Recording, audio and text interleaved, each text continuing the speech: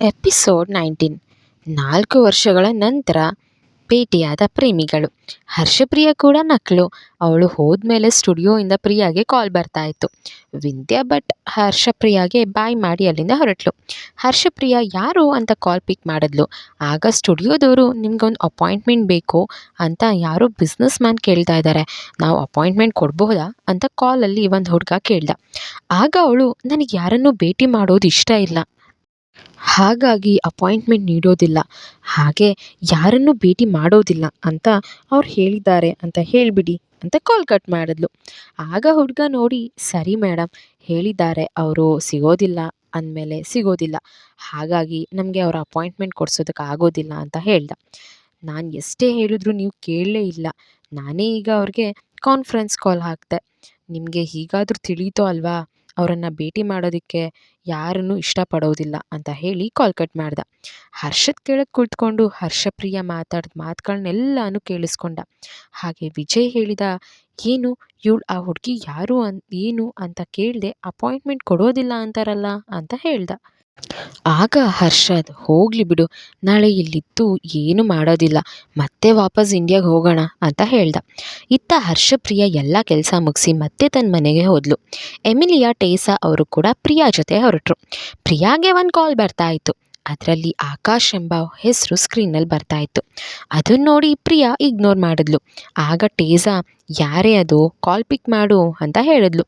ಪ್ರಿಯಾ, ಆಕಾಶ್ ಕಣೆ ಅಂತ ಹೇಳಿದ್ಲು.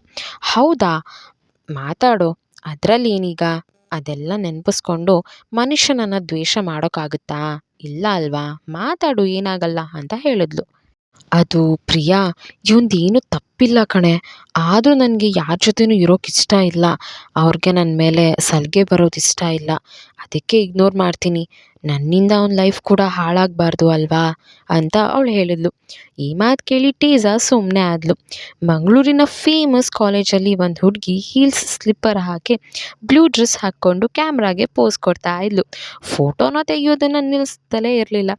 ಆಗ ಅವಳ ಫ್ರೆಂಡ್, ಸಾಕು ಬಿಡು, ಎಷ್ಟು ತಗೋತೀಯಾ, ಕಾಲೇಜ್ ಫಂಕ್ಷನ್ ಮುಗ್ದೋಗುತ್ತೆ, ನೀನು ಫೋಟೋ ತಗೋತಾನೆ ಇರು, ಲಾಸ್ಟಲ್ಲಿರೋ ಚೇರ್ಗಳೆಲ್ಲ ಎತ್ತಿ ಇಟ್ಟು ಹೋಗೋಣ ಸರಿನಾ ಅಂತ ಹೇಳಿದ್ಲು. ಆದರೂ ಅವಳು ಅದನ್ನು ಕಿವಿ ಮೇಲೆ ಹಾಕ್ಕೊಳ್ದೆ ಫೋಟೋ ತೆಗೆದುಕೊಳ್ತಾಲೇ ಇದ್ಲು. ಆಗ ಅವಳ ಫ್ರೆಂಡ್ ನೋಡಿ ಸಾಕಾಗಿ, ಲೇ ಕವಿತಾ, ನಿನ್ನೆ ಕಣೆ ಅಂತ ಕವಿತಾ ಫೋನನ್ನು ಕಿತ್ಕೊಂಡ್ಳು. ಹಾಗೆ ಕವಿತಾ, ಆಯಿತು ಬಂದೆ ಅಂತ ಅವಳ ಜೊತೆ ಫಂಕ್ಷನ್ ಹಾಲಿನ ಕಡೆ ನಡೆದ್ಲು. ಕವಿತಾ ಫ್ರೆಂಡ್ ಸುಮತಿ ಕೇಳಿದ್ಲು, ಅಲ್ಲ ಕಣೆ, ನೀನು ಯಾವಾಗಲೂ ಯಾವ ಫಂಕ್ಷನ್ ಆದರೂ ಅಟೆಂಡ್ ಮಾಡ್ತಾ ಇರಲಿಲ್ಲ, ಇವತ್ತು ಅಟೆಂಡ್ ಮಾಡೋದು ಅಲ್ಲದೆ ಇಷ್ಟೊಂದು ಮೇಕಪ್ ಫೋಟೋಶೂಟ್ ಏನಿಗೆ ನಿನ್ನ ಕತೆ ಇವತ್ತು ಅಂತ ಕೇಳಿದ್ಲು. ಆಗ ಕವಿತಾ, ಏನು ಸ್ಪೆಷಲ್ ಕಣೆ ಇವತ್ತು ಅಂತ ಹೇಳಿದ್ಲು. ಆಗ ಸುಮತಿ, ಏನಮ್ಮ ಅಂತ ಸ್ಪೆಷಲ್ ಅಂತ ಕೇಳಿದ್ಲು. ಅದೇ ಕಣೆ, ಇವತ್ತು ಕಾಲೇಜಿಗೆ ಬರ್ತಾ ಇದ್ದಾರಲ್ಲ ಸ್ಪೆಷಲ್ ಗೆಸ್ಟ್ ಆಗಿ ಬರ್ತಾ ಇದ್ದಾರೆ ಅಲ್ಲ, ಅವರಿಗೋಸ್ಕರ ಅಂತ ಹೇಳಿದ್ಲು. ಆಗ ಅವರಿಗೋಸ್ಕರನಾ ಅಂತ ಕೇಳಿದ್ಲು. ಕವಿತಾ, ಹೌದು ಅಂತ ಹೇಳಿದ್ಲು. ಆಗ ಸುಮತಿ, ಹೌದು ಅಲ್ವೇನೆ, ನಿನಗೆ ಅವ್ರ ಹತ್ರ ಎಜುಕೇಷನ್ ಪಡಿಬೇಕು ಅಂತ ಆಸೆ ಇತ್ತು, ಆದರೆ ಬೇರೆ ಬೇರೆ ರೀಸನಿಂದ ನೀನು ಮಂಗಳೂರಲ್ಲಿ ಬಂದು ಎಜುಕೇಷನ್ ಪಡೆಯೋ ಹಾಗಾಯಿತು ಅಂದ್ಲು. ಆಗ ಅವಳಿಗೆ ವಿಜಯ್ ಮುಖ ಎದುರಿಗೆ ಬಂದೋಯ್ತು. ಕೋಪ ಹೆಚ್ಚಾಗಿ ಅವಳ ಕೈ ಮುಷ್ಟಿ ಕಟ್ಟಿದ್ಲು. ಕವಿತಾಗೆ ಅವಳ ಫೋನ್ ಕಳೆದು ಹೋಗಿತ್ತು. ಆಗ 3 ತಿಂಗಳು ಬೇರೆ ಫೋನ್ ಯೂಸ್ ಮಾಡ್ತಾ ಇದ್ಲು. ಅಮರ್ ಅವಳಿಗೆ ತುಂಬ ಟೈಮ್ ಕಾಲ್ ಮೆಸೇಜ್ ಮಾಡಿ ಅವಳಿಗೆ ಇಂಟ್ರೆಸ್ಟ್ ಇಲ್ಲ ಅಂತ ಸುಮ್ಮನೆ ಆಗಿಬಿಟ್ಟಿದ್ದ. ಹಾಗೆ ಅವಳಲ್ಲಿದ್ದ ಈ ಇಮೇಲ್ ಐ ಡಿ ಪಾಸ್ವರ್ಡ್ ಕೂಡ ಗೊತ್ತಾಗದೆ ಅದನ್ನು ಮರೆತುಬಿಟ್ಟಿದ್ಲು. ಈಗ ಅವಳು ಮತ್ತೆ ಹೊಸ ಫೋನ್ ತೊಗೊಂಡ್ಲು. ಅದಕ್ಕೆ ಅವಳಿಗೆ ಈ 1 ತಿಂಗಳ ಹಿಂದೆ ಐ ಡಿ ಪಾಸ್ವರ್ಡ್ ಅವ್ರ ಅಮ್ಮನ ಮನೆಯಲ್ಲಿ ಬರೆದಿಟ್ಟಿದ್ದ ಪುಸ್ತಕದಲ್ಲಿ ಸಿಕ್ತು. ಅವಳು ಅವಳ ಹಳೇ ಇಮೇಲ್ ಐ ಡಿಗೆ ಲಾಗಿನ್ ಆದಳು. ಅದರಿಂದ ಹಳೆ ನಂಬರ್ಗಳು ರಿಕವರ್ ಆಗಿತ್ತು. ಅದರಲ್ಲಿ ಅಮರ್ ಅಂದರೆ ಕಾಫಿ ತಿಮ್ಮಪ್ಪನ ನಂಬರ್ ಕೂಡ ಸೇವ್ ಆಗಿತ್ತು. ಈ 4 ವರ್ಷಗಳಲ್ಲಿ ಅಮರ್ ಕವಿತಾಳನ್ನು ತುಂಬ ಹುಡುಕ್ದ. ಅವಳ ಫೋನ್ಗೆ ಕಾಲ್ ಕೂಡ ಮಾಡಿದ್ದ. ಆದರೆ ಅವಳ ಫೋನ್ ಕಳೆದು ಹೋಗಿದ್ರಿಂದ ಅವಳಿಗೆ ಹಾಗಾಗಿ ಇವರಿಬ್ಬರ ನಡುವೆ ಕಟ್ಟಾಗಿ ಹೋಗಿತ್ತು. ಈ 1 ತಿಂಗಳಿಂದ ಮತ್ತೆ ಅವರ ಕವಿತಾಗೆ ಕನೆಕ್ಷನ್ ಆಗಿತ್ತು. ಇದರಿಂದ ಕವಿತಾ ಬಗ್ಗೆ ಅವರಿಗೆಲ್ಲ ತಿಳಿಯಿತು. ಅವಳು ಮಂಗಳೂರಿನ ಕಾಲೇಜಲ್ಲಿ ಎಜುಕೇಷನ್ ಮಾಡ್ತಾ ಇರೋದು ಗೊತ್ತಿತ್ತು. ಹಾಗಾಗಿ ಇವನು ಯಾವುದೇ ಫಂಕ್ಷನ್ಗಳಿಗೂ ಹೋಗ್ತಾ ಇರಲಿಲ್ಲ. ಆದರೆ ಕವಿತಾ ಆ ಕಾಲೇಜಲ್ಲಿ ಸ್ಟಡಿ ಮಾಡ್ತಾ ಇದ್ದಾಳೆ ಅಂತ ಗೊತ್ತಾಗಿ ಗೆಸ್ಟ್ ಆಗಿ ಬರೋದಕ್ಕೆ ಒಪ್ಕೊಂಡಿದ್ದ. ಅಮರ್ ಕಾಮನ್ ಮ್ಯಾನ್ ಥರ ಕಾಲೇಜ್ ಒಳಗೆ ಬಂದಿದ್ದ. ಅವನು ಕಾಲೇಜಿನ ತುಂಬ ಕವಿತಾನ ಹುಡುಕ್ತಾ ಪಾರ್ಕ್ ಇರೋ ಅಲ್ಲಿಗೆ ಬಂದ. ಕವಿತಾ ಸುಮತಿ ಜೊತೆ ಮಾತನಾಡ್ತಿದ್ದನ್ನೆಲ್ಲ ಕೇಳಿಸ್ಕೊಂಡಿದ್ದ. ಹಾಗೆ ನಗ್ತಾ ಇದ್ದ. ಅವನಿಗೆ ಮತ್ತೆ ಒಂದು ಯೋಚನೆ ಬಂತು. ಕವಿತಾ ಅವರು ತುಂಬ ಇಷ್ಟಪಡ್ತಾ ಇದ್ದ. ಈಗ ಅವಳು ನನ್ನನ್ನು ಅಮರಂದು ಇಷ್ಟಪಡ್ತಾಳೆ, ಇಲ್ಲ ತಿಮ್ಮಪ್ಪನ ಇಷ್ಟಪಡ್ತಾಳಾ ಅಂತ ತುಂಬ ಯೋಚನೆ ಪಡ್ತಾ ಇದ್ದ. ಅವನು ಅವರ ಅಸಿಸ್ಟೆಂಟ್ಗೆ ಫೋನ್ ಮಾಡಿ ಏನೋ ಹೇಳ್ದ. 5 ನಿಮಿಷ ಆದಮೇಲೆ ಕಾಲ್ ಕಟ್ ಮಾಡ್ದ. ಅವನು ಎಲ್ಲೋ ನೋಡ್ಕೊಂಡು ಹೋಗ್ತಿರೋ ಹಾಗೆ ಕವಿತಾ ಮುಂದೆ ನಡ್ಕೊಂಡು ಹೋದ. ಅವಳು ಅವನನ್ನು ನೋಡಿ ಮುಖದ ಮೇಲೆ ನಗು ಒಂದೇ ಸಮನೆ ಮೂಡ್ತು. ಅವನು ಕವಿತಾ ಮುಂದೆ ಪಾಸ್ ಆದ. ಅವಳು ತಿಮ್ಮಪ್ಪ ಅಮರನ್ನು ನೋಡಿ ಮುಖದ ಮೇಲೆ ದೊಡ್ಡ ನಗು ತಂದ್ಕೊಂಡ್ಳು. ಅಷ್ಟೇ. ಆಮೇಲೆ ಮುಖನ ನಾರ್ಮಲ್ ಮಾಡಿಕೊಂಡು ಓಡಿ ಹೋಗಿ ಅವನನ್ನು ಕರೆದ್ಲು, ತಿಮ್ಮಪ್ಪ ಅಂತ. ಆಗ ಅವನು ಸುಮ್ಮನೆ ಹೋಗ್ತಾ ಇದ್ದ. ಅವಳು ಕಾಫಿ ತಿಮ್ಮಪ್ಪ ಅಂತ ಮತ್ತೆ ಕರೆದ್ಲು. ಅವನು ಅಲ್ಲೇ ನಿಂತ್ಕೊಂಡು ಯಾರು ಅನ್ನೋ ಹಾಗೆ ಸುತ್ತ ನೋಡ್ದ. ಯಾರೂ ಇಲ್ಲೋ ಅನ್ನೋ ಹಾಗೆ ಮತ್ತೆ ನಡ್ಕೊಂಡು ಹೋಗ್ತಾ ಇದ್ದ. ಕವಿತಾ ಡ್ರೆಸ್ಸನ್ನು ಕೈಯಲ್ಲಿ ಹಿಡ್ಕೊಂಡು ಓಡಿ ಬಂದು ಅವನ ಮುಂದೆ ನಿಂತ್ಕೊಂಡ್ಳು. ಆ ವಾತಾವರಣ ಸುತ್ತ ಪಾರ್ಕ್, ಗ್ರೀನರಿ, ತುಂಬ ಹೂಗಳು, ಗಮನ ಇದ್ರೆಲ್ಲ, ಜೊತೆಗೆ ಕವಿತಾ ಮುದ್ದು ಮುಖ. ಇದೆಲ್ಲನ ನೋಡಿ ಅಮರ್ ಕಳೆದು ಹೋದ. ಕವಿತಾ ತನ್ನ ಡ್ರೆಸ್ ಕೆಳಗೆ ಬಿಟ್ಟು ಹುಫ್ ಅಂತ ಉಸಿರು ಬಿಟ್ಟು ಸುಧಾರಿಸ್ಕೊಳ್ತಾ ಇದ್ಲು. ಅಮರ್ ಕವಿತಾನ ನೋಡೋದ್ರಲ್ಲಿ ಬ್ಯುಸಿ ಆಗಿಬಿಟ್ಟಿದ್ದ. ಆಮೇಲೆ ಕವಿತಾ ಕಾಫಿ ತಿಮ್ಮಪ್ಪ ನೀನು ಇಲ್ಲಿ ಅಂತ ಕೇಳಿದ್ಲು. ಅಮರ್ಗೆ ಅವಳನ್ನು ಬಿಟ್ಟು ಅವಳ ಮಾತಿನ ಮೇಲೆ ಗಮನನೇ ಇರಲಿಲ್ಲ. ಅವಳು ಎಲ್ಲಿದ್ಯಾ ಅಂತ ಅವನ ಕೈ ಮುಟ್ಟು ಕೇಳಿದ್ಲು. ಅವನು ವಾಸ್ತವಕ್ಕೆ ಬಂದು ಯಾರು ಅಂತ ಕೇಳ್ದ. ಆಗ ಅವಳು ಬಾಯಿ ಓಪನ್ ಮಾಡಿ ನಾನು ಆಗಲೇ ಮರೆತು ಹೋಗಿದ್ದೀನಾ ಅಂತ ಮನಸ್ಸಲ್ಲಿ ಅಂದ್ಕೊಂಡು ನಾನು ಮಾತ್ರ ಇವನ್ನ ನೆನ್ಪಿಟ್ಕೊಂಡಿದ್ದೀನಿ, ಆದರೆ ಇವನು ನನ್ನ ನೆನಪಲ್ಲಿ ಅಲ್ಲ, ಯಾರು ಅಂತ ಇದ್ದಾನೆ ಅಂತ ಅಂದ್ಕೊಂಡು ಮತ್ತೆ ನಾನು ಯಾರು ಅಂತ ನೆನ್ಪಿಟ್ಕೋತಾನೆ. ನಾನು ಏನಾಗಬೇಕು ಅವನಿಗೆ ಅಂತ ಎಲ್ಲನೂ ಮನಸಲ್ಲೇ ಹೇಳ್ಕೊಂಡ್ಳು. ಆದರೆ ನಾನು ಯಾಕೆ ಅವನನ್ನು ನೆನಪಲ್ಲಿ ಇಟ್ಕೊಂಡಿದ್ದೀನಿ ಅಂತ ಅವಳು ಯೋಚನೆ ಮಾಡ್ತಾ ಇದ್ಲು. ಆಗ ಅಮರ್ ನೆನಪಾದವನ ಥರ ಈಗ ನೆನಪಾಯಿತು ಅಂತ ಹೇಳ್ದ. ಮಾರಮ್ಮ ಅಲ್ವಾ ಅಂತ ಕೇಳ್ದ. ಆಗ ಅವಳು ಹ್ಞೂ ನಾನೇ ಅಂದೆ. ಅದೇ ಮೈಸೂರಲ್ಲಿ ಡ್ಯಾಶ್ ಆಗಿ ತರಕಾರಿ ಎಲ್ಲನೂ ಬೀಳಿಸಿದ್ದೆ ಅಲ್ಲ, ನಾನು ನೀವು ಬಾಯಿಗೆ ಬಂದ ಹಾಗೆ ಬೈದು ಕೋಪ ಮಾಡ್ಕೊಂಡಿದ್ದೀರಾ ಅಂತ ಹೇಳಿದೆ. ಆಗ ಕವಿತಾಗೆ ಒಂದು ರೀತಿ ಸಮಾಧಾನ, ಖುಷಿ ಎಲ್ಲ ಒಟ್ಟಿಗೆ ಆಯಿತು. ಆಗ ಅವಳು ವ್ಯಂಗ್ಯವಾಗಿ ಈಗಾದರೂ ನೆನಪಾಯಿತು ಅಲ್ವಾ, ಪರವಾಗಿಲ್ಲ, ಏನು ನೀವು ಇಲ್ಲಿ ಅಂತ ಕೇಳಿದ್ಲು. ಆಗ ಅಮರ್ ಕೂಡ ಅದೇ ಪ್ರಶ್ನೆ ಕೇಳ್ದ. ಅವಳು ಕೋಪ ಮಾಡಿಕೊಂಡು ಕೈ ಕಟ್ಕೊಂಡು ನಾನು ಇದೇ ಕಾಲೇಜ್ ಸ್ಟೂಡೆಂಟ್ ಅಂದ್ಲು. ಹೌದಾ ಅಂತ ಕೇಳ್ದ. ಅವಳು ಹೌದು, ನೀನೇನಿಲ್ಲಿ ಅಂದ್ಲು. ಅವನು ಹೇಳ್ದ ಅಮರ್ ಸರ್ ಜೊತೆ ಬಂದೆ ಅಂದ. ಅವರ ಬೆಸ್ಟ್ ಸ್ಟೂಡೆಂಟ್ ನಾನು ಗೊತ್ತಾ, ಅಮರ್ ಅವರು ಆದಮೇಲೆ ನಾನೇ ಅಂತ ಹೇಳ್ದ. ಆಗ ಅವಳು ಹೌದಾ, ಕಂಗ್ರ್ಯಾಚುಲೇಷನ್ಸ್ ಅಂತ ಹೇಳಿದ್ಲು. ಅವನು ಥ್ಯಾಂಕ್ ಯು ಅಂತ ಹೇಳಿ ಸರಿ ರೀ ಅಂತ ಹೇಳಿ ಅಲ್ಲಿಂದ ಹೊರಡೋದಕ್ಕೆ ಹೋದ. ಕವಿತಾಗೆ ಅವಳು ಈಗೋ ಅಡ್ಡ ಬಂದು ಮತ್ತೆ ಏನು ಕರೆಯೋದಕ್ಕೆ ಹೋಗಲಿಲ್ಲ, ಸುಮ್ಮನೆ ಆದ್ಲು. ಅಮರ್ ಅವಳು ಮತ್ತೆ ಕರೀತಾಳೆ ಅಂತ ಅಂದ್ಕೊಂಡು ಹೋಗ್ತಾ ಇದ್ದ. ಅವಳು ಕರೀದೇ ಇದ್ದನ್ನು ನೋಡಿ ಮತ್ತೆ ವಾಪಸ್ ಬಂದು ಅಲ್ಲ, ನೀವು ಮೊಬೈಲ್ ನಂಬರ್ ಇಸ್ಕೊಂಡು 4 ಇಯರ್ ಆಯಿತು, ಆದರೆ ನಿಮ್ಮ ವಾಟ್ಸಪ್ ಸ್ಟೋರಿ ಈಗ ಬರ್ತಾ ಇದೆ 1 ಮಂತ್ ಬ್ಯಾಕ್ ಅಂದ. ಆಗ ಅವಳು ನೆನಪೇ ಇಲ್ಲ ಅಂದೆ. 4 ಇಯರ್ ಬ್ಯಾಕ್ ನಂಬರ್ ತೊಗೊಂಡು ಇರೋದು ಹೇಗೆ ಗೊತ್ತು ನಿನಗೆ ಅಂದ್ಲು. ಅಮರ್ ರಿಯಾಕ್ಷನ್ ಏನಿದಕ್ಕೆ, ಇದನ್ನು ನೆಕ್ಸ್ಟಲ್ಲಿ ತಿಳ್ಕೊಳ್ಳೋಣ ಬನ್ನಿ. ಎಪಿಸೋಡ್ 20. ಬೆಂಗಳೂರಿಗೆ ರಿಟರ್ನ್ ಆದ ಹರ್ಷದ್.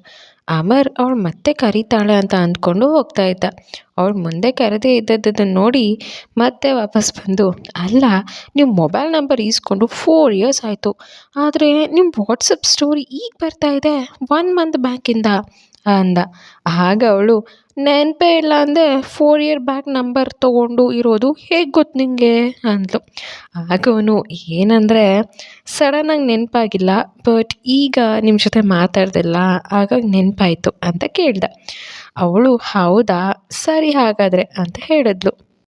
ಆಗ ಅಮರ್ ನಾನು ಪ್ರಶ್ನೆಗೆ ಆನ್ಸರ್ ಹೇಳಲಿಲ್ಲ ಅಂತ ಕೇಳ್ತಾ ಅವಳ ಫೋನ್ ಹಾಳಾಗಿತ್ತು, ಅದರಲ್ಲಿ ಇಮೇಲ್ ID ಎಲ್ಲ ಹೋಗಿತ್ತು, ಈಗ ರೀಸೆಂಟಾಗಿ ರಿಕವರ್ ಆಯಿತು ನಿಮ್ಮ ನಂಬರ್ ಮೊಬೈಲಲ್ಲಿ ಸೇವ್ ಆಯಿತು, ಆಗಿಂದ ನಿಮಗೆ ಸ್ಟೋರಿ ಬರ್ತಾ ಇದೆ ಅಂತ ಹೇಳಿದ್ಲು.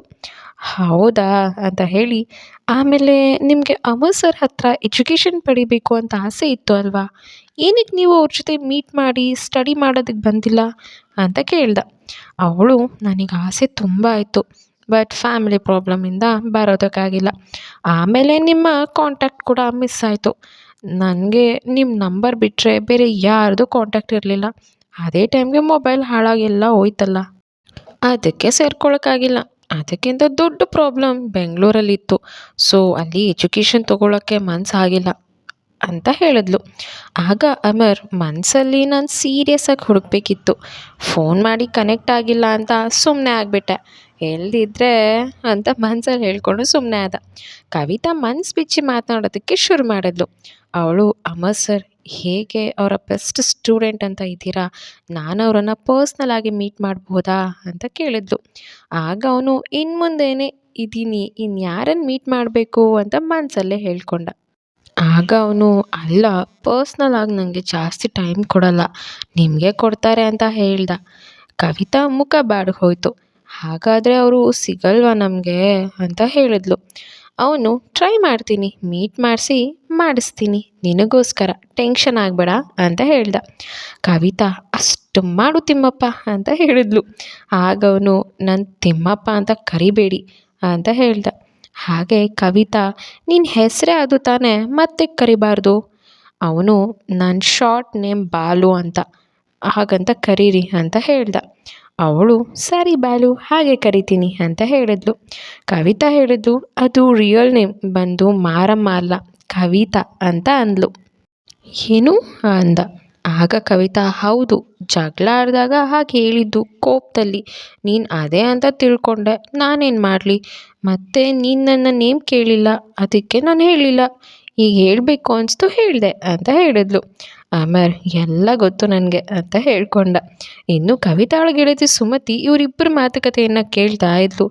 ಆಗ ಅವಳು, ಕವಿತಾ ನನ್ನ ಜೊತೆ ತಿಮ್ಮಪ್ಪ ಅಂತ ಅನ್ನೋ ಹುಡುಗನ ಬಗ್ಗೆ ಮಾತಾಡ್ತಿದ್ಲು, ಅದು ಇವನೇನಾ, ಇವಳಿಗೆ ಅವ್ರ ಮೇಲೆ ಫೀಲಿಂಗ್ಸ್ ಇತ್ತು ಅನಿಸುತ್ತೆ, ಇದು ಅವನೇನಾ ಅಂತ ಅವರಿಬ್ಬರನ್ನ ಗಮನಿಸ್ತಲೇ ಇದ್ಲು.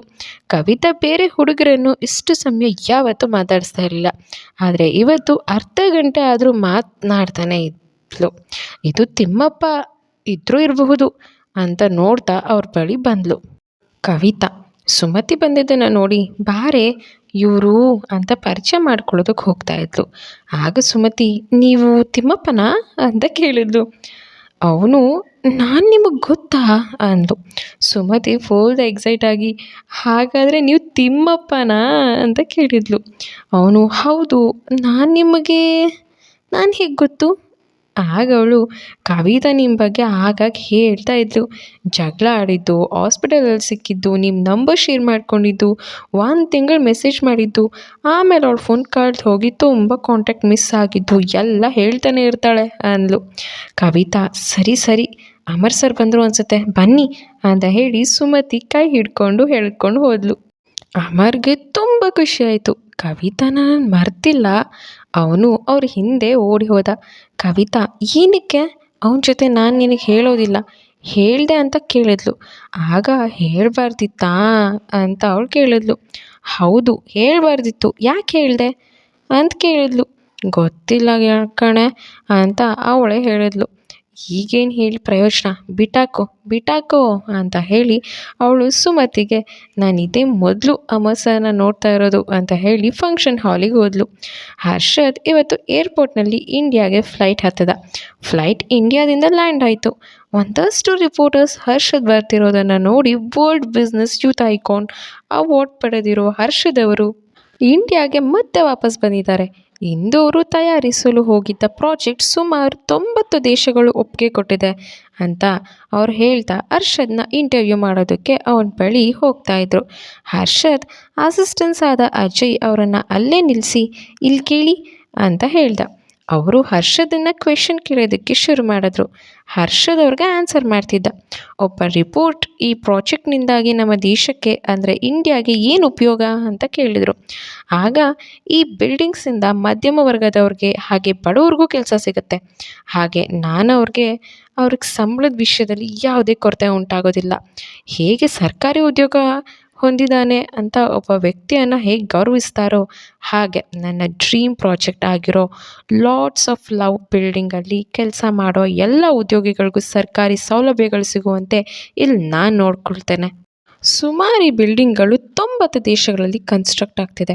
ಇಂಡಿಯಾದಲ್ಲಿ ಸುಮಾರು 300ಕ್ಕೂ ಹೆಚ್ಚು ಕಾಂಟ್ರಾಕ್ಷನ್ ವರ್ಕ್ ನಡೀತಿದೆ. ಈ ಲಾಟ್ಸ್ ಆಫ್ ಲವ್ ಬ್ರ್ಯಾಂಡ್ಗಳು ದೇಶದ ಎಲ್ಲ ಮೂಲೆ ಮೂಲೆಗಳಲ್ಲೂ ಓಪನ್ ಆಗುತ್ತೆ. ಹಾಗೆ ಅಲ್ಲಿನ ಮ್ಯಾನೇಜರ್ಗಳು ನಮ್ಮ ಇಂಡಿಯನ್ಸೇ ಆಗಿರ್ತಾರೆ.